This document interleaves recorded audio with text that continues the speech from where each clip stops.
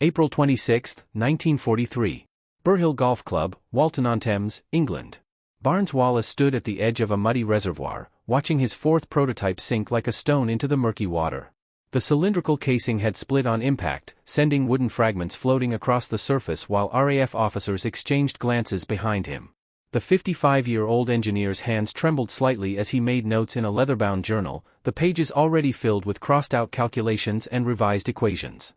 Behind him, Air Vice Marshal Ralph Cochrane shifted his weight, clearly losing patience. "Mr. Wallis," Cochrane said, his voice carrying across the water, "we have perhaps 6 weeks before the spring runoff ends. After that, the water levels drop, and your weapon becomes useless for another year." Wallis didn't turn around. He was staring at the ripples spreading outward from where his bomb had disappeared, his mind already recalculating the backspin velocity, the casing thickness, the precise moment of release.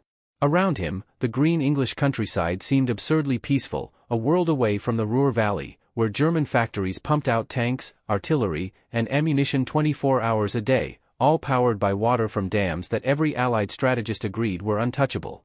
600 miles away, in the industrial heart of Nazi Germany, the Möhne Dam held back 140 million cubic meters of water. Its walls stretched 130 feet high and 112 feet thick at the base, a massive gravity dam of solid masonry that supplied hydroelectric power and water to the factories producing half of Germany's steel. German engineers had designed it to be indestructible from the air. And they had been right for nearly 4 years of war. The problem was simple, brutal mathematics. To damage a gravity dam, you needed to place explosives against its underwater face, where the water pressure was greatest. Torpedoes couldn't reach it. The Germans had strung heavy torpedo nets across the reservoir, underwater barriers of steel cables and mesh that would detonate or deflect any underwater weapon long before it reached the dam wall. Conventional bombs dropped from altitude were useless, even the RAF's massive 8,000-pound blockbuster bombs had struck the Möhne during earlier raids, exploding harmlessly against the dam's crown or in the water beyond, barely chipping the massive structure. The bomber command planners had done the calculations a dozen times. You would need a direct hit with a bomb weighing at least 10,000 pounds, delivered within 5 feet of the dam wall, at a depth of at least 30 feet below the surface. The explosion had to occur against the masonry, creating a shockwave through the water that would crack the structure from within. But the torpedo nets made this impossible. Every conventional approach ended in the same conclusion: the dams could not be destroyed from the air. Wallis had been obsessing over this problem for 3 years.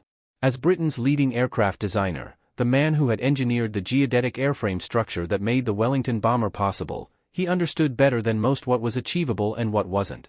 He had designed the Wellesley, the Warwick, and his calculations had pushed the boundaries of what British aviation could accomplish. But this was different. This required inventing an entirely new type of weapon, one that defied every principle of ballistics and aerial bombardment.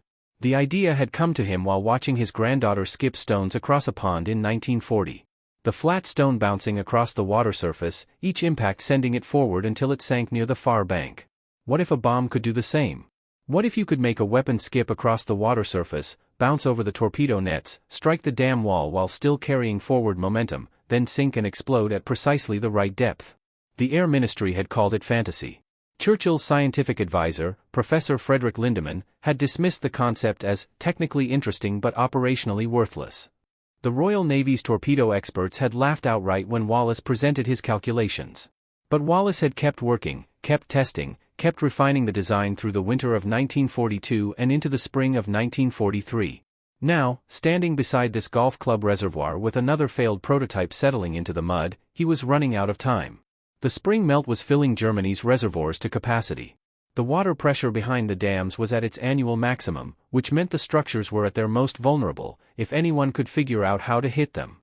In 6 weeks, that window would close. Wallis turned to face Cochrane. The Air Vice Marshal was watching him with the expression of a man who had authorized considerable resources on what increasingly looked like a brilliant engineer's obsession. "The casing splits because the stress is concentrated wrong," Wallis said, speaking quickly. "The cylinder needs internal bracing, steel hoops that distribute the impact force. And the backspin needs to be faster, 500 revolutions per minute at minimum, or it won't maintain stability during the bounces." "You've said that about the last 3 designs," Cochrane replied. "This time I can prove it." Wallis opened his journal, showing pages of mathematical notation that meant nothing to the Air Vice Marshal. "The weapon needs to be released from exactly 60 feet altitude at precisely 240 miles per hour. The spotlights, two mounted under the aircraft nose, angled to converge at 60 feet, that will give the pilot visual confirmation of altitude. The backspin makes it bounce, but also makes it hug the dam wall as it sinks. When it reaches 30 feet depth, the hydrostatic pistol detonates 6,600 pounds of Torpex explosive. Cochrane looked at the water where the prototype had vanished. And if you're wrong? If we commit aircraft and crews to this attack and your weapon fails? Wallis met his eyes. Then we lose bombers, we lose men, and the Ruhr factories keep running. The same outcome as doing nothing. He closed the journal. But I'm not wrong. Not about the physics. I just need to get the engineering right. The breakthrough came on May 2, 1943, at the Vickers facility in Weybridge. Wallis stood in the experimental workshop watching a machinist weld the final steel hoop inside a cylindrical casing 4 feet in diameter and 5 feet long. The smell of hot metal filled the air, mixing with the oil and sawdust scent of the manufacturing floor. Around him, engineers and machinists worked on various components: the hydrostatic pistol mechanism, the explosive filling apparatus, the mounting brackets that would suspend this weapon in a modified bomber. The weapon weighed 9,250 pounds fully loaded. Wallis had designated it upkeep, though everyone in the facility simply called it the mine. The cylindrical shape was critical. A sphere would bounce unpredictably, but a cylinder spinning on its axis would maintain stable forward motion across the water surface.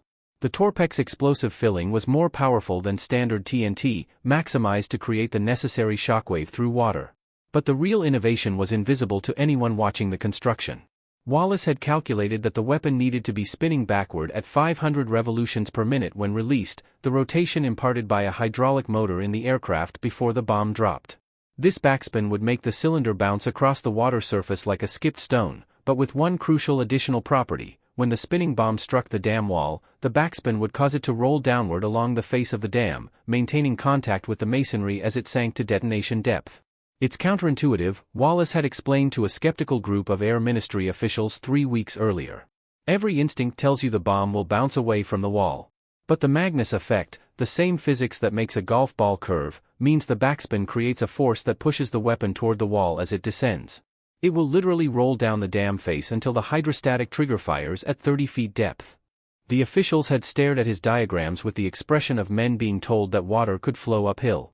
Now, with the prototype complete, Wallis needed to prove it worked at scale. The small tests at Silvermere Lake and the early failures at the golf club reservoir had all used half-scale models. This was the first full-size weapon, containing actual explosives, designed to be dropped from an actual Lancaster bomber. May 14, 1943. Reculver Bombing Range, Kent Coast. Lancaster bomber ED-825 flew at 240 miles per hour, 60 feet above the grey waters of the Thames estuary. Inside the bomb bay, the cylindrical weapon was spinning, driven by a belt-driven motor producing a high-pitched whine that vibrated through the aircraft's frame. Flight Lieutenant Shorty Longbottom gripped the control column, watching the convergence point of 2 spotlights mounted under the Lancaster's nose. When those lights met in a single figure-8 pattern on the water below, he would be at exactly 60 feet altitude. Wallis stood on the beach at Reculver, binoculars pressed to his face, watching the bomber approach. Beside him, Air Marshal Arthur Harris, Bomber Harris to everyone in the RAF, shifted his considerable weight from foot to foot. Harris commanded all of Bomber Command, and he had made his skepticism about this project abundantly clear. He believed in area bombing, in sending 1,000 bomber raids to destroy German cities. This precision attack on dams struck him as an expensive distraction. "If this doesn't work, Wallis," Harris said, not lowering his own binoculars, "you'll have wasted months of development time, modified aircraft, and trained crews for nothing." "If it does work, sir," Wallis replied quietly, "we'll drain the Ruhr Valley and cripple German production for 6 months." The Lancaster was 400 yards away now, skimming the wave tops. Wallis could see the spotlights converging, forming the figure-8 that meant Longbottom had the altitude perfect. Then the weapon dropped. For a half-second, the cylinder fell straight down, its backspin visible as a blur. Then it struck the water. The first bounce sent spray 30 feet into the air. The weapon skipped forward, rising, then struck again 80 yards from the release point. Another bounce, another explosion of white water. A third bounce, and Wallis could see the cylinder beginning to lose momentum, settling lower with each impact. Fourth bounce, barely clearing the surface now. Fifth bounce. The weapon struck the water and didn't rise. It had skipped nearly 400 yards from the release point, exactly as Wallis had calculated. For 3 seconds, nothing happened. Then a massive column of water erupted from the Thames estuary, rising 300 feet into the grey sky. The shockwave was visible as a circular ripple racing outward from the detonation point, and the sound, a deep, hollow boom, rolled across the beach 5 seconds after the visual explosion. Wallis lowered his binoculars. His hands were shaking again, but this time not from failure. Harris was silent for a long moment, still watching the water column collapse back into the estuary. Finally, he turned to Wallis. "How many of these weapons can you produce?" 30 bombs by the end of the week, Wallis said. "Enough for a full squadron attack." "And you're certain this will work against the dams?" This was flat water. "The Moan has anti-aircraft guns covering every approach. The Eder Sea is surrounded by hills. Pilots will have to dive into a valley, level out at 60 feet, drop the weapon, then climb to avoid the hillside beyond the dam. In darkness. Under fire. The physics will work," Wallis said. "Whether the pilots can deliver the weapons is not my department, sir." Harris grunted. "Then we'd better find pilots who can." May 15, 1943. The Admiralty, London. The meeting room was thick with cigarette smoke. Around the table sat representatives from Bomber Command, the Ministry of Aircraft Production, the Air Ministry, and RAF Operations Planning. A large map of the Ruhr Valley dominated one wall, showing the location of multiple dams, the Moan, the Eder Sea, the Sorp, the Lister, the Ineep. Red circles marked each structure, with lines radiating outward showing the water supply and power generation networks they supported. Group Captain John Whitworth was explaining the strategic value when Wallis entered the room. "The Moan and Eder Sea are the primary targets. Destroy both, and you flood the Ruhr Valley, contaminate the water supply for cities and factories, interrupt power generation, and force Germany to divert resources to reconstruction and disaster relief. The Sorp is a secondary target. It's an earthen dam, more difficult to breach, but worth attempting if the primary targets are destroyed." Harris stood at the head of the table. "Operation Chastise is approved. We have 3 weeks to train crews and prepare aircraft. Vickers has promised 30 weapons, which gives us enough for 19 bombers plus reserves. We'll form a new squadron specifically for this mission, 617 Squadron, and I want the best crews in Bomber Command assigned to it." "Who will lead?" Whitworth asked. Harris didn't hesitate. "Wing Commander Guy Gibson. He's finishing his 3rd tour, due for a rest, but this operation needs someone with operational experience and the respect of the men. Gibson has flown over 170 missions. If anyone can pull this off, he can." Wallis studied the map, calculating distances and approach angles. The Moan was 60 miles inside German-occupied territory. The aircraft would need to fly at extremely low altitude, below German radar coverage, across Holland and into Germany, avoiding flak concentrations and searchlight positions. Then, at the target, they would need to slow to exactly 240 miles per hour, descend to exactly 60 feet above the water, release the weapon at exactly the right distance from the dam, and somehow escape through whatever defenses the Germans had positioned around their most strategic infrastructure. "The training," Wallis said, speaking up for the first time. "They'll need to practice low-altitude flying until it's instinctive. And they'll need to practice maintaining exact airspeed while under fire. If they're off by even 20 miles per hour, the weapon won't bounce correctly. Too fast and it skips over the dam. Too slow and it sinks before reaching the wall. They'll train," Harris said flatly. "And they'll succeed, or we'll have lost one of the best squadrons in the RAF for nothing." He looked directly at Wallis. "This is your weapon, Wallis.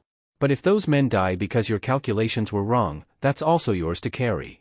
Wallis met his gaze without flinching. "I understand, sir." March 17, 1943. RAF Scampton, Lincolnshire. Wing Commander Guy Gibson walked across the rain-slicked tarmac toward the briefing hut, his leather flight jacket dark with moisture. At 24 years old, he had already completed 172 combat missions, more than most pilots survived in Bomber Command, where the average life expectancy was measured in weeks, not months. He had been looking forward to his posting to a training command, a break from operations that would let him sleep without dreaming of flak bursts and burning aircraft spiraling into German countryside. Instead, Air Vice Marshal Cochrane had summoned him to Scampton with orders that were maddeningly vague: form a new squadron, recruit the best crews available, prepare for a mission that would require precision flying at levels never before attempted by heavy bombers. Inside the briefing hut, Gibson found Cochrane standing beside a large-scale map of Britain covered in blue lines marking rivers, lakes, and reservoirs. Guy, Cochrane said without preamble, I need you to form a squadron that can fly a Lancaster at night, at 60 feet altitude, at exactly 240 miles per hour, and hit a target with accuracy measured in yards, not miles. Can you do it? Gibson studied the map, noting the blue lines. You want us to practice over water. I want you to fly lower than Lancasters are designed to fly, in conditions that will make experienced pilots airsick, for a target I can't tell you about yet. Cochrane turned to face him. You'll have 3 weeks to train.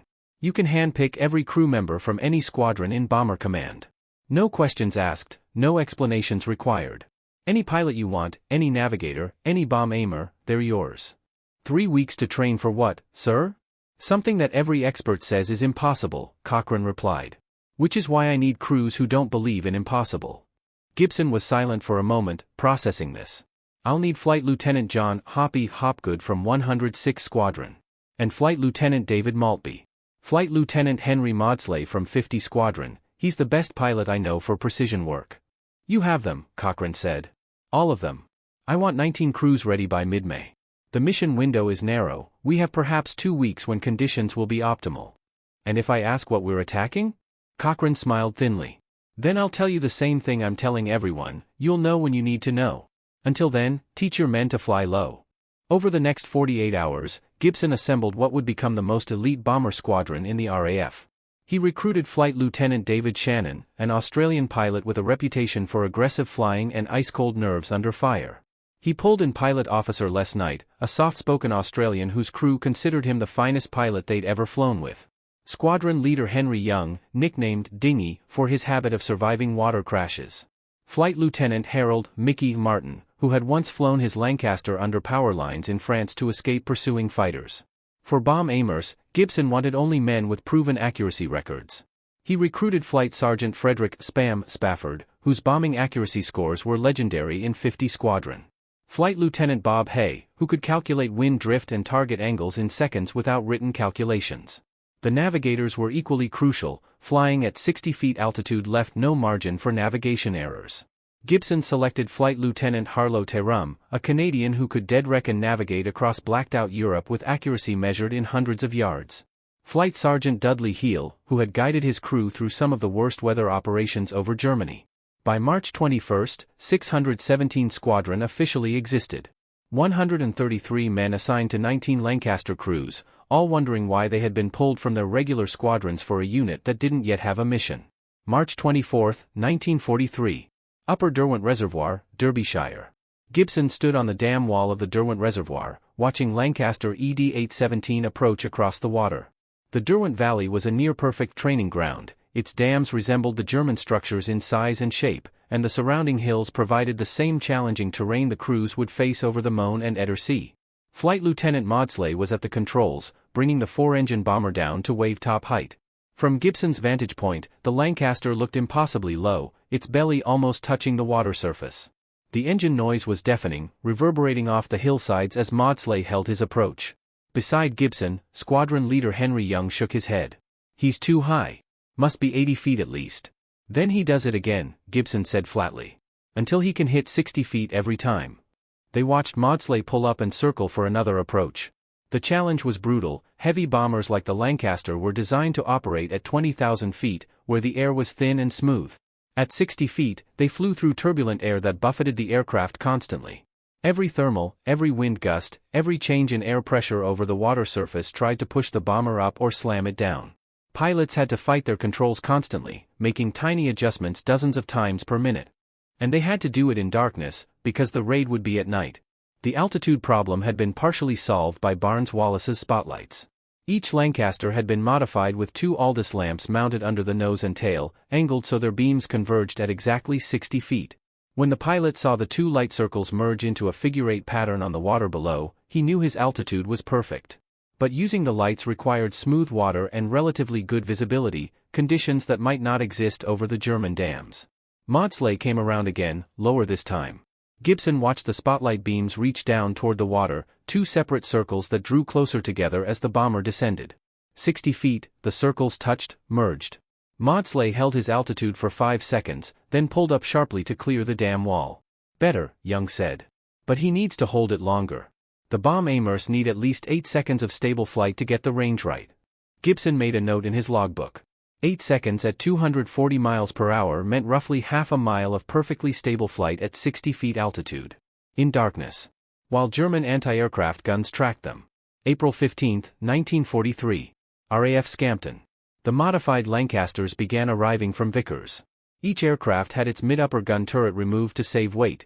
The bomb bay doors had been taken off entirely, leaving the bomb bay open to the air, necessary because the cylindrical weapon was too large to fit inside a standard enclosed bay.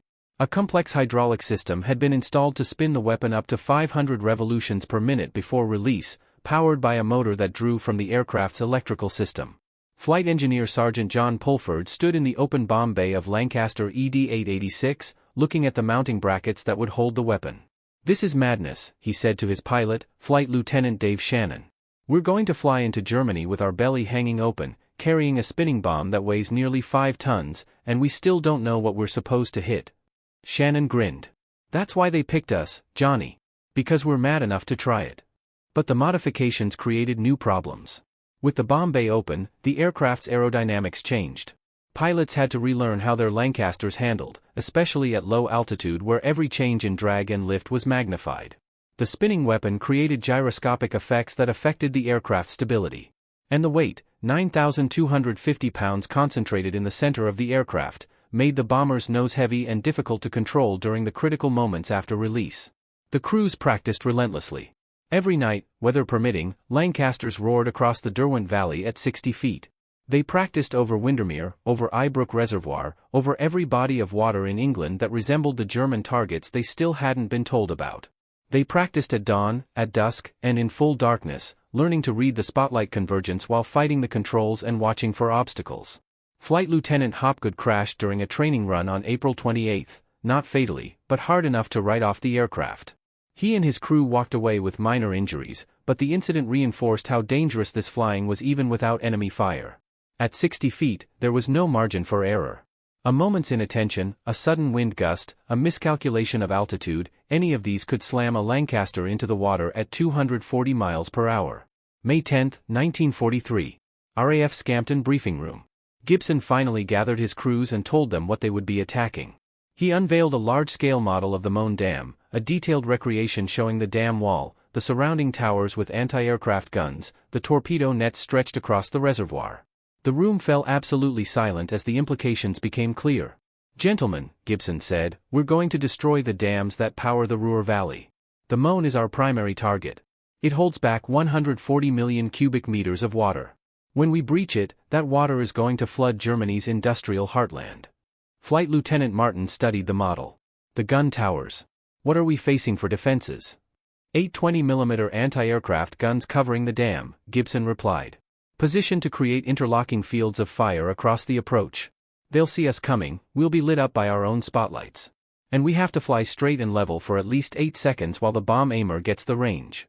Someone in the back of the room muttered something that might have been a prayer or a curse. Gibson continued. "We'll attack in 3 waves. I'll lead the first wave against the Moan, 5 aircraft, attacking one at a time. When the Moan is breached, we proceed to the Ettersee. Second wave hits the Sorp. Third wave is reserve, ready to attack wherever needed." He paused, looking at the faces of his crews. Young men, most of them barely old enough to drink legally, who had already survived more combat than most men would see in a lifetime. "This is going to work," Gibson said quietly. "Not because it's easy.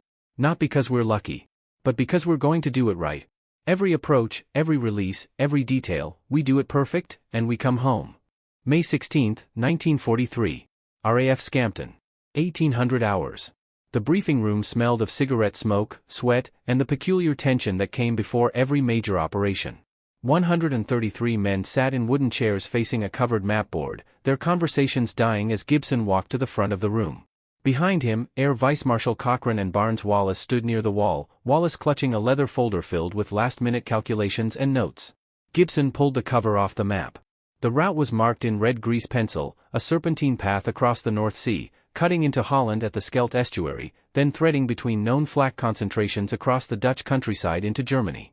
2 routes, actually. The first wave would take the northern path, flying past the heavy defenses around the Ruhr, then turning south to approach the Moan Dam from the east. The second wave would take a more direct route to the Sorp Dam, Their approach less heavily defended but their target more difficult, an earthen dam that would resist the weapon's explosive force differently than the masonry construction of the Moan. Takeoff begins at 2,130 hours, Gibson said, his voice carrying to the back of the room. 9 aircraft in the first wave, departing at 1-minute intervals. I'll lead in ED-932, code letter G for George. You know your positions. He pointed to the map. We cross the coast here, at minimum altitude. Jerry's radar can't track us below 100 feet, so we stay low. Navigation lights off, radio silence except for emergencies. The moon rises at 2,240, we'll have good visibility, but that works both ways. They'll be able to see us just as well. Flight Lieutenant Maudsley raised his hand. What about the flak concentrations near Ham? We avoid them, Gibson said, pointing to a dogleg in the route. But some defenses are unavoidable. If you take fire, don't break formation, don't climb. Low and fast, that's our only advantage. Squadron Leader Young studied the Moan Dam section of the map. Once we're at the target, how do we coordinate? If there are 8 guns covering the approach, the first aircraft in will draw all their fire. Exactly, Gibson said. Which is why I go first. While they're shooting at me, the second aircraft prepares. When I've dropped and cleared, Flight Lieutenant Hopgood goes in. Then Flight Lieutenant Martin, then Squadron Leader Young, then Flight Lieutenant Maltby. One at a time, precisely timed. Each aircraft draws the gunfire, gives the next pilot a slightly better chance. The room was silent. Everyone understood what Gibson was saying. The first aircraft over the target would face the full weight of German defenses. And Gibson had assigned himself that position. Barnes Wallis stepped forward, unfolding a diagram of the weapon. The bomb must be spinning at 500 revolutions per minute before release. Your flight engineers will activate the hydraulic motor 4 minutes before you reach the target. You'll hear it, a high-pitched whine that will vibrate through the entire aircraft. That's normal. He pointed to another diagram showing the release mechanism. Your bomb aimer will use the simple wooden sight we've installed, 2 nails forming a triangle that aligns with the dam towers. When the towers fit exactly in the sight, you're at the correct distance. But the bomb aimer needs steady flight. 8 seconds minimum at 60 feet, 240 miles per hour, heading directly at the dam. Any deviation and the weapon will miss. Flight Sergeant Sutherland, a bomb aimer from Hopgood's crew, spoke up. What happens if we're off by a few feet in altitude? Too high and the weapon skips over the dam, Wallis said. Too low and it sinks before reaching the wall. The spotlights give you visual confirmation, but turbulence over the reservoir will make it difficult to hold steady. You'll need to trust your pilot's skill and your own judgment. Cochrane stepped forward. One more thing. You're carrying 6,600 pounds of Torpex explosive in those weapons. The blast radius is considerable. After you release, you have perhaps 3 seconds to clear the dam before your own weapon detonates. Climb immediately, maximum power, get above the blast zone. We've calculated the shockwave will extend 200 feet upward from the water surface. If you're still at 60 feet when the weapon detonates. He didn't finish the sentence. He didn't need to. 20-30 hours. Aircraft dispersal areas. Ground crews swarmed over 19 Lancasters, conducting final pre-flight checks. Each aircraft had been loaded with its cylindrical weapon, the 9,250-pound cylinder hanging in the open bomb bay like some industrial torpedo. Fuel tanks were topped off, 2,154 gallons per aircraft, enough for a 6-hour mission with minimal reserves. Ammunition belts fed into the .303 Browning machine guns in the nose, dorsal, and tail turrets, though everyone knew the guns would be nearly useless against the German defenses they'd face. Gibson walked around ED-932, his aircraft, conducting his own inspection.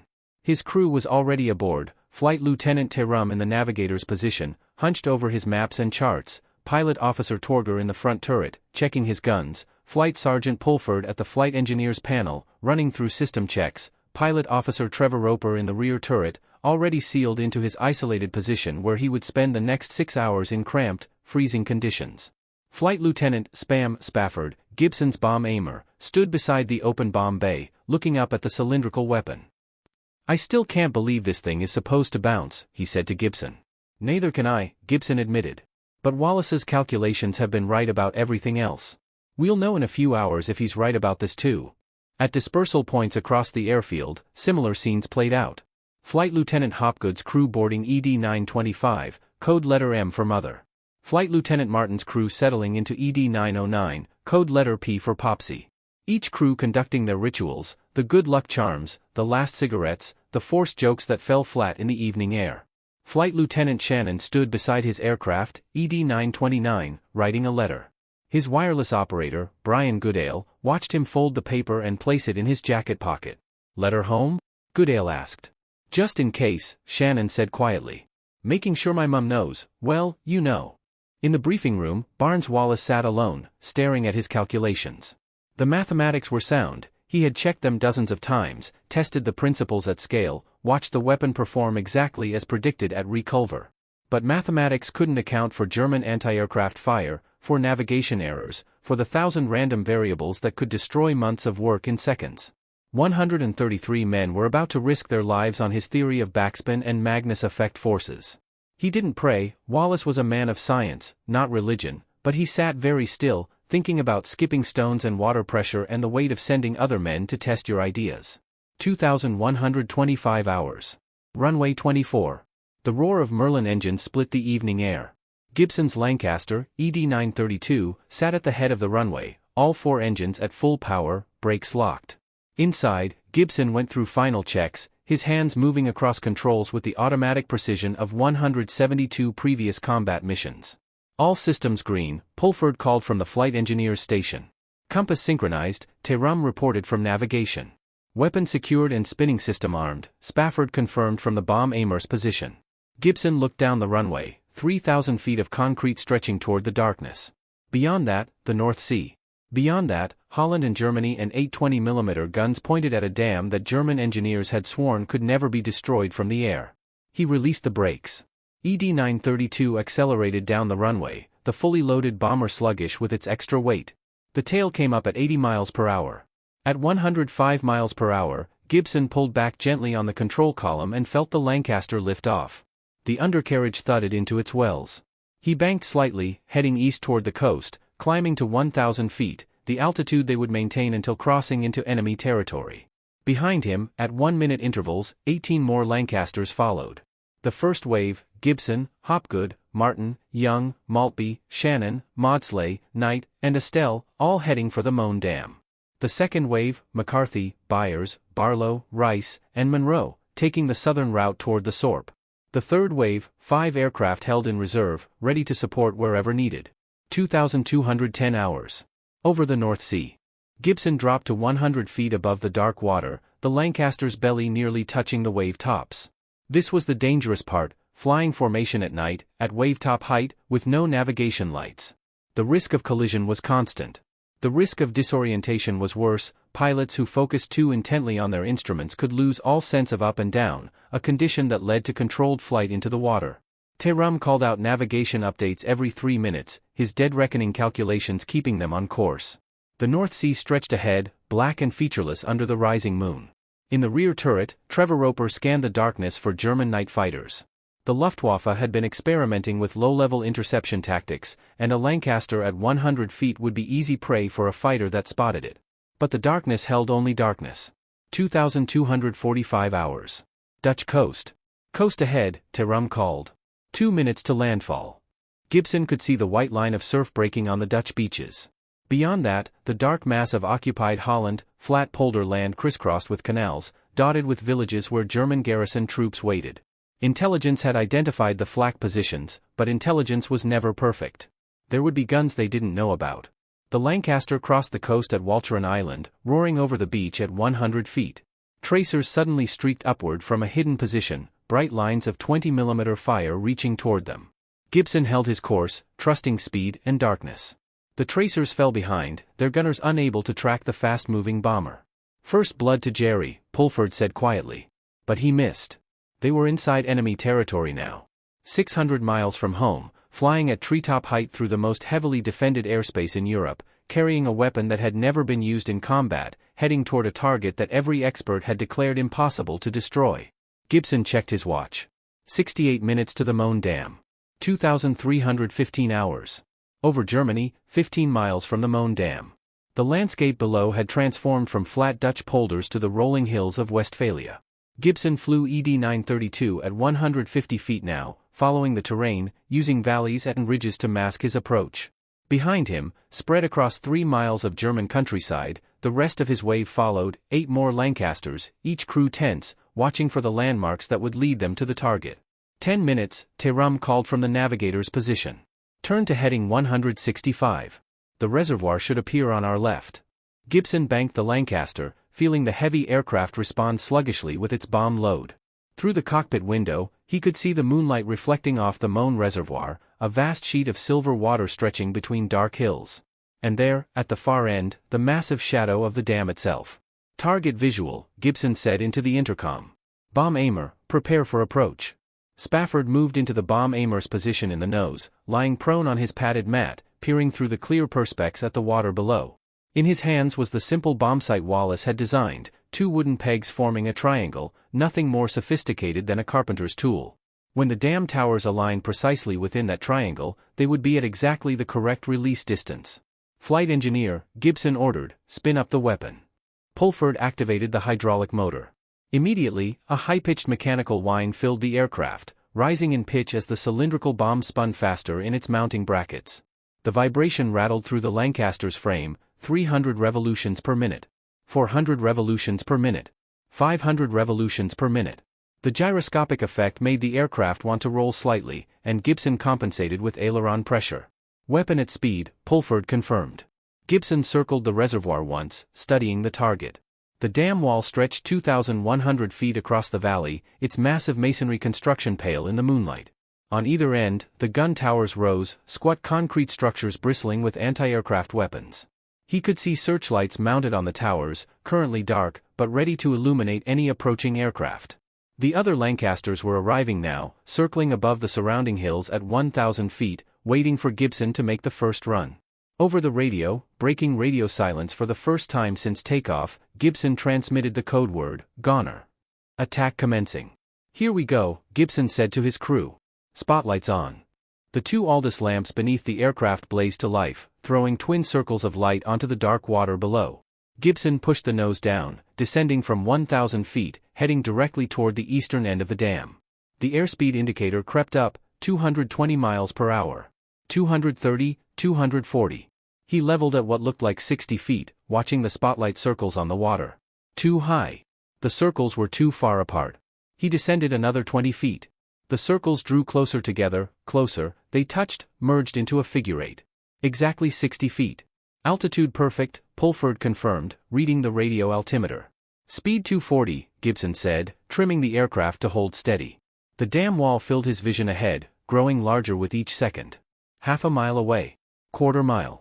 The searchlights on the gun towers blazed to life, brilliant white beams stabbing across the reservoir, sweeping, searching. One beam caught ED 932, locked on, and suddenly Gibson was flying inside a cone of blinding light. He couldn't see the water anymore, couldn't see the dam towers, just searing white brilliance that turned his cockpit into a illuminated fishbowl. The flak opened up. Red tracers arced toward them from both gun towers, 20mm shells traveling at 2,000 feet per second, creating a lattice of fire across their approach path. Gibson heard the metallic bang-bang-bang of shells hitting the Lancaster's fuselage, felt the aircraft shudder with impacts. In the rear turret, Trevor Roper returned fire, his .303 Brownings chattering, though he knew his bullets were useless against the concrete gun emplacements. Steady, Spafford said from the bomb aimer's position, his voice impossibly calm. He was watching the dam towers through his simple wooden sight, waiting for the geometry to align. The Lancaster bucked as a shell exploded close to the port wing. Gibson fought the controls, keeping them straight and level. Steady, steady. More tracers. A shell punched through the starboard wing, the hole visible as a sudden absence where metal had been. The smell of cordite filled the cockpit. The vibration from the spinning bomb was merging with the vibration from the engines and the impacts, creating a bone-shaking resonance that made it hard to read the instruments. Bomb gone. Spafford shouted. Gibson felt the Lancaster leap upward as 9,250 pounds dropped away. He hauled back on the control column, pulling maximum power from all 4 Merlins, climbing, desperate to get above the blast zone. Behind them, the weapon struck the water. Gibson couldn't see it, he was focused on gaining altitude, but his rear gunner had the perfect view. Trevor Roper watched the cylindrical bomb hit the reservoir surface and bounce, throwing up a massive spray of water. It bounced again, skipping forward like a stone thrown by a giant. A third bounce, lower now.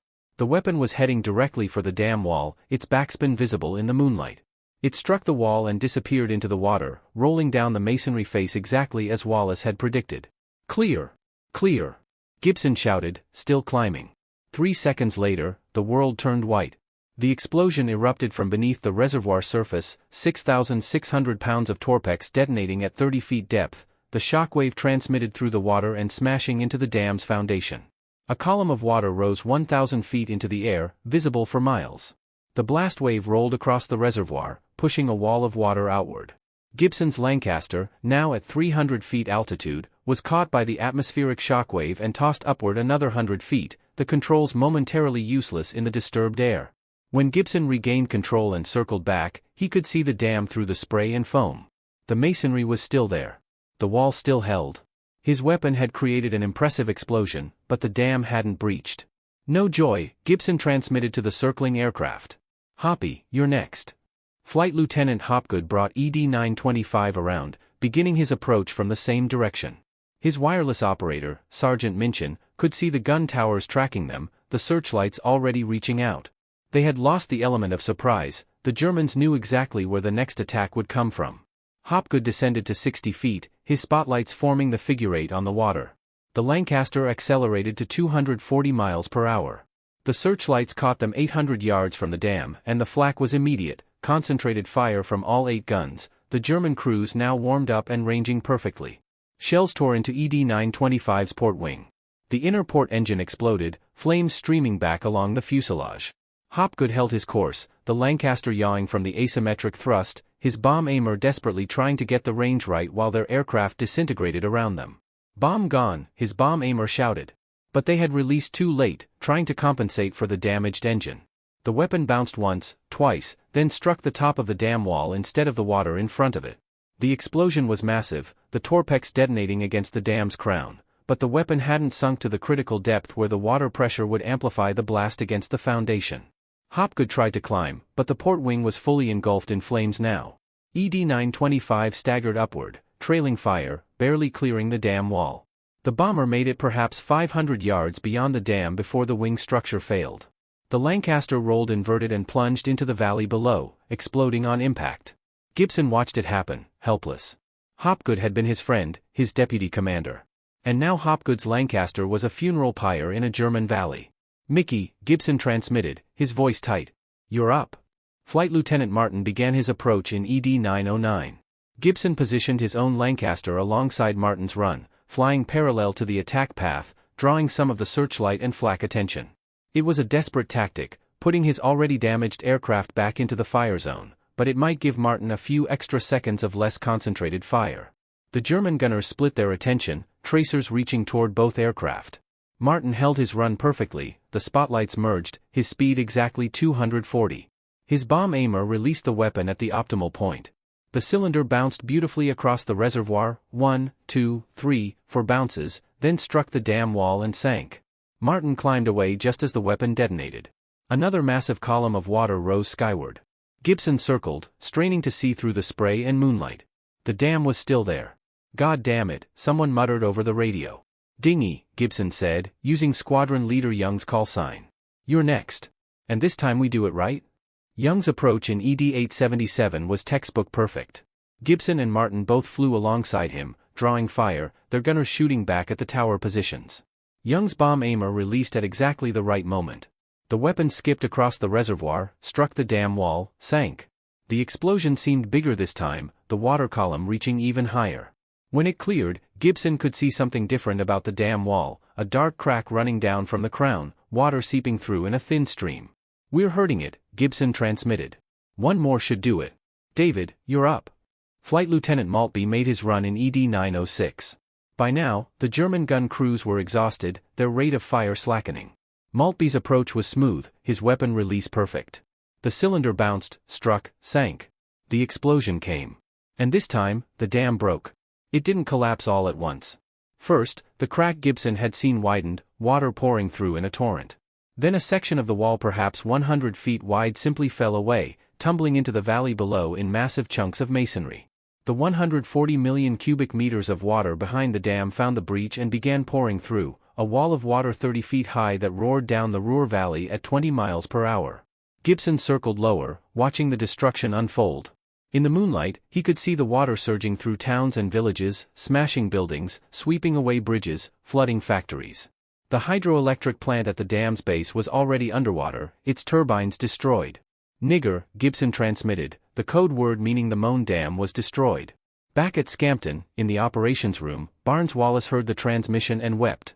0045 hours. Approaching the Ettersea Dam, 30 miles southeast of the Moan. Gibson's Lancaster limped through the night sky, its damaged wing leaving a faint trail of fuel vapor. Beside him flew the surviving aircraft from the Moan attack, Martin, Young, Maltby, Shannon. Behind them, somewhere in the German countryside, Hopgood's crew was dead. Flight Lieutenant Estelle's Lancaster had been shot down during the approach to the Moan, exploding when it struck high-tension power lines while flying at 150 feet. 7 men gone in an instant. But the Moan Dam was destroyed. Water was still pouring through the breach, and by morning the Ruhr Valley would be a disaster zone. The question now was whether they could repeat that success at the Ettersea. Target ahead, Terum called from the navigator's position. The reservoir should be visible in 2 minutes. The Ettersea was different from the Moan, smaller, holding only 200 million cubic meters of water, but located in much more difficult terrain. The dam sat at the narrow end of a valley surrounded by forested hills rising 1,000 feet above the water.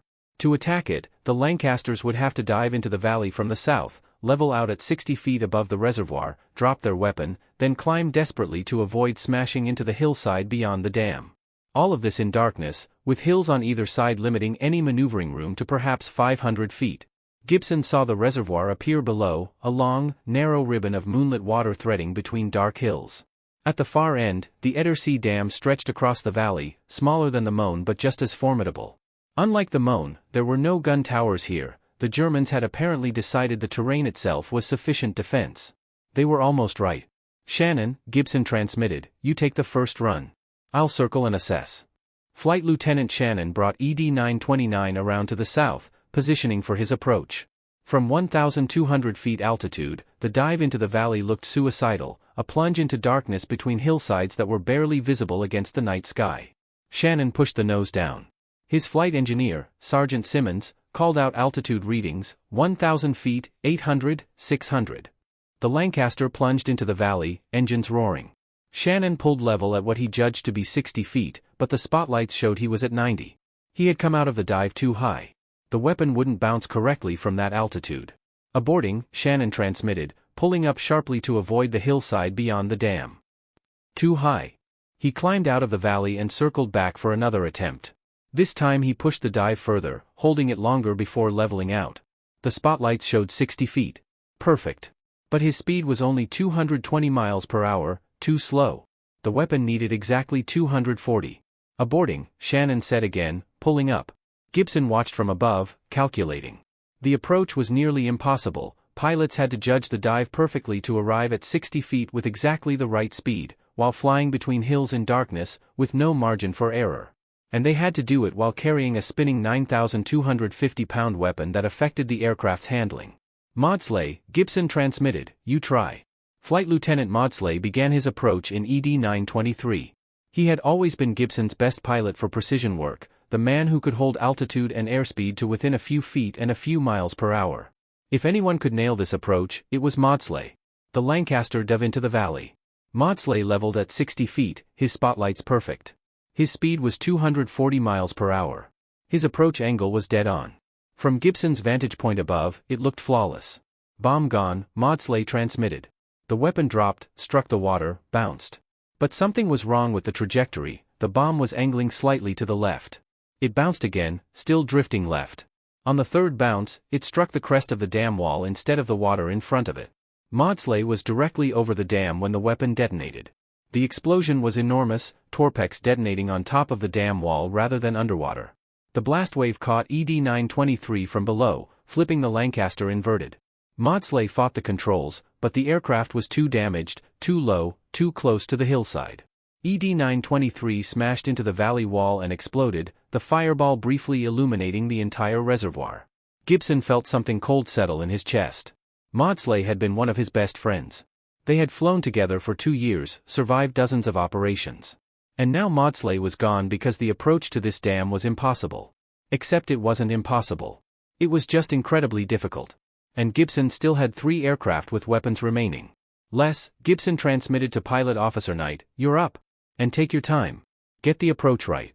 Flight Lieutenant Knight was the youngest pilot in the squadron, just 22 years old, but his crew trusted him completely. He had a reputation for methodical, careful flying, never flashy, but always precise. Knight circled the reservoir twice, studying the terrain, calculating angles. Then he committed to the dive. ED-918 plunged into the valley, Knight holding the descent longer than Shannon or Maudslay had, deeper into the darkness between the hills. His flight engineer, Sergeant Hobday, called altitude, 400 feet, 300, 200. Knight pulled level at exactly 60 feet. His speed was 235 miles per hour, 5 miles per hour slow. He advanced the throttle slightly, feeling the Merlins respond. 240 miles per hour. Steady, his bomb aimer, Sergeant Sutherland, said. Steady, bomb gone. The weapon dropped cleanly. It bounced once, throwing up spray. Bounced again, the backspin visible. A third bounce, and it struck the dam wall dead center, exactly where the water met the masonry. The cylinder rolled down the face of the dam and disappeared. Knight pulled maximum power, climbing, hauling the Lancaster up toward the hillside that filled his windscreen. The four Merlins screamed at full throttle. The hillside grew larger, treetops reaching toward his belly. Then they were over it, clearing the ridge with perhaps 50 feet to spare. Behind them, the weapon detonated. The water column rose 1,000 feet, visible for miles across the countryside. When it collapsed, Gibson could see that the dam wall had developed a crack, not as dramatic as the breach at the Moan, but definitely damaged. One more, Gibson said. David, hit them again. Maltby made his approach in ED-906, flying the same careful pattern Knight had used. His weapon bounced perfectly, struck the dam wall, detonated at the right depth. This time, the Edersee Dam broke. A section of wall 70 feet wide collapsed into the valley below. Water began pouring through, not as much as the Moan, but enough. The reservoir would be empty by morning, and the power station and water supply it supported would be destroyed. Dinghy, Gibson transmitted, the code word for the Edersee destroyed. Gibson checked his fuel gauges. They had been flying for nearly 4 hours, much of it at low altitude where the engines consumed fuel at maximum rate. They had enough to get home, but with minimal reserves. And they still had 300 miles of occupied Europe to cross. Form up on me, Gibson ordered. We're going home. 0130 hours. Over Holland, westbound. 5 Lancasters flew in loose formation at 500 feet, climbing now that they were away from the dams. Gibson's aircraft was trailing fuel from the damaged wing, leaving a faint vapor trail in the moonlight. Martin's Lancaster had holes in the fuselage from flak damage. Shannon's starboard outer engine was running rough, the RPM fluctuating. They crossed into Holland, navigating by moonlight and dead reckoning. Behind them, in Germany, the flood waters were still surging down the valleys. Towns were underwater. Factories were flooded. Roads and railways were washed out. The Ruhr industrial region, the heart of German war production, was drowning. But the cost had been severe. Gibson counted the losses in his mind: Hopgood's crew, 7 men. Estelle's crew, 7 men. Maudslay's crew, 7 men. That was 21 dead, and the night wasn't over yet. A burst of flak rose from a Dutch village, tracers reaching toward them. Gibson jinked right, then resumed course. They were too high now for accurate ground fire, and the Luftwaffe night fighters seemed to have missed them. Just 150 miles to the coast, then the safety of the North Sea. Boss, Terum called from the navigator's position, we've got a problem with fuel. The damage to the wing, we're losing fuel faster than calculated. I'm not sure we'll make it to Scampton. Gibson checked his gauges. Terum was right, the port tanks were reading lower than they should be. They might make the English coast, but reaching Scampton in Lincolnshire was questionable. We'll make it, Gibson said flatly. We didn't come this far to ditch in the channel. 0245 hours. Over the North Sea. The Dutch coast fell behind, and suddenly they were over dark water, the North Sea stretching ahead. This was the dangerous part. Running out of fuel over water meant ditching, and ditching a Lancaster at night was usually fatal. The aircraft was too heavy, too fast, and the water was too unforgiving. Martin's Lancaster was struggling now, his rough engine getting worse. Shannon's fuel gauges were reading dangerously low. But the English coast was ahead, a dark line against the horizon, growing slowly closer. Gibson's port outer engine coughed, sputtered, died. The propeller windmilled uselessly, adding drag. He trimmed the aircraft to compensate, maintaining altitude on 3 engines. They were 20 miles from the English coast. 15 miles. 10 miles. The white line of surf appeared ahead, and then they were over land, the Norfolk coast, familiar and safe. Gibson descended toward RAF Scampton, his fuel gauges reading nearly empty. 0315 hours. RAF Scampton. The runway lights were visible ahead, a welcoming line of illumination in the darkness. Gibson brought ED-932 down, the damaged Lancaster settling heavily onto the concrete. The other aircraft followed at 1-minute intervals: Martin, Shannon, Maltby, Knight. In the operations room, Air Vice Marshal Cochrane and Barnes Wallis stood watching the arrivals. 8 aircraft had gone to the Moan and Edersee. 5 had returned. 56 men had flown out. 35 had come back. But the dams were destroyed. Gibson climbed out of his aircraft, his legs unsteady after 6 hours in the air. Ground crews were already surrounding the Lancasters, counting the damage, the flak holes, the damaged wings, the failed engines. ED-932 had over 40 holes in its fuselage and wings. Wallis approached Gibson, his face showing both triumph and grief. "Did it work?" he asked. "The weapon, did it perform as calculated?" Gibson looked at him, thinking of Hopgood's burning Lancaster, of Maudslay exploding over the Edersee, of Estelle hitting the power lines. "It worked," he said quietly. "The dams are gone. The Ruhr Valley is flooded. Your weapon did exactly what you said it would do." Wallis's eyes were wet. "And the cost?" 21 men so far," Gibson said. "Maybe more, we don't know about the second and third waves yet." The second wave, attacking the Sorp Dam, had faced their own disasters. The third wave, held in reserve, had been committed to various targets with mixed success. By morning, the final count would be 53 men killed or missing, 3 captured as prisoners of war. But 2 dams had been destroyed, and a third damaged. The floods had killed nearly 1,600 people in the valleys below, many of them forced laborers and prisoners working in German factories, a tragedy that would haunt the survivors. The industrial damage was immense: power stations destroyed, factories flooded, water supplies contaminated. It would take Germany months to recover, months when steel production dropped, when factories ran at reduced capacity, when resources had to be diverted to reconstruction instead of war production. In the briefing room, as dawn broke over Lincolnshire, Gibson stood before the map of Germany. The red circles marking the dams now had large X marks drawn through them. Operation Chastise had succeeded. Barnes Wallis's impossible weapon, a cylindrical bomb that bounced across water like a skipped stone, had done what every expert said couldn't be done. One British engineer's obsession with physics and backspin had destroyed structures that German engineers had declared indestructible. The price had been terrible. The success had been absolute. And in the Ruhr Valley, water was still pouring through the broken dams, flooding the industrial heart of Nazi Germany, while the surviving crews of 617 Squadron tried to sleep and failed, seeing their friends' aircraft burning in the darkness behind their closed eyes.